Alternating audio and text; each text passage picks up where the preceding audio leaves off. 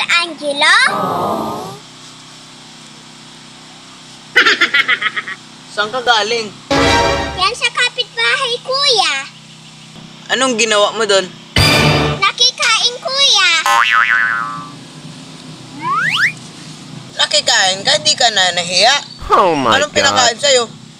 Lechon manok, kuya. Ang sarap. Oh, wow. Nasimot, kuya. Sinip-sip namin pati buto. Ano? Pati buto? Silip-sip nyo? Inagawin nyo pa yung aso? Kinaya ko lang sila, kuya. Masarap pala ang buto ng manok. At yung pansit, ang bilis na ubos. May pansit din? Oo, kuya, ang bilis nila. Di ko kaya gayahin sila. Na kumain ng pansit. Dalawang kuya, lunok agad. Ginaya mo? Oo, kuya. Muntik na ako di makahinga. Binigyan ako ng tubig para matanggal ang bara sa lalamunan ko. Para kayong gutom na aso ah. Mapapahamak ka dyan sa kalokohan mo. Ang cake na favorite ko, kuya. Bigla na lang naglaho. Yung nakakapit sa kutsilyo. Ang sinumot ko. Kumuha lang ako ng tinidor. Talaga wala kang maaabutan. Yung pansit na nga lang kaya pa nilang lunukin. Yung cake pa kaya ay ang lambot nun. Buti nga yung cake nakakapit sa kutsilyo. Pag di yun kutsilyo, sigurado din lunok. Sa Diyos na lang ako pumawi, kuya. Bakit din nila malunok ang Diyos? Naging ice ba? Marami kasi Diyos, kuya. Isang jug. Oh, wow. Kaso matabang.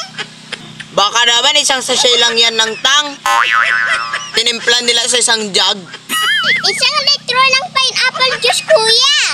Di nila dinagdagan ng asukal. Dinagdagan ng maraming tubig, kuya, para anli daw. Ano yon? Kainan sa bayan? Only drinks?